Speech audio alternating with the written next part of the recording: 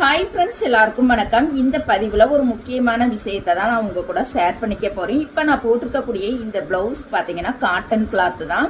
நான் உடம்பு பகுதிக்கு லைனிங் கொடுக்காம தான் நான் தச்சிருக்கேன். ஓகேங்களா? லைனிங் கொடுக்காம தச்சோம் அப்படின்னா கண்டிப்பாக நம்மளுக்கு எல்லா இடத்துலையுமே லூஸ் விழுகும். இந்த மாதிரி துணியெல்லாம் பார்த்தீங்கன்னா இழுத்து கொடுக்கக்கூடிய துணிகள். அப்போனா நம்ம எடுத்திருக்கக்கூடிய அளவை விட 3/4 இன்ச் கண்டிப்பாக கையில இருந்து இடுப்பு வரைக்கும் பிடிச்சி தைக்கணும். அப்போ தான் ஃபிட்டிங் நம்மளுக்கு சரியாக சூப்பராகவே இருக்கும். பார்த்தீங்களா? இப்போ நான் போட்டிருக்கக்கூடிய துணியுமே பார்த்தீங்கன்னா பாருங்கள், லைனிங் கொடுக்காம தான் தச்சிருக்கேன். ஒரு சுருக்கம் கூட இல்லாமல் ஃபிட்டிங் பின்பக்கம் முன்பக்கம் கிராஸ் எல்லாமே ஃபிட்டிங் நல்லா செமையாக இருக்கும். ஸ்லீவுக்கு மட்டும் பார்த்தீங்கன்னா நான் கொஞ்சம் வித்தியாசமாக இருக்கட்டுமேங்கிறதுக்காக நெட்டு கிளாத்தில் லைனிங் கொடுத்து தச்சிருக்கேன். ஓகேங்களா?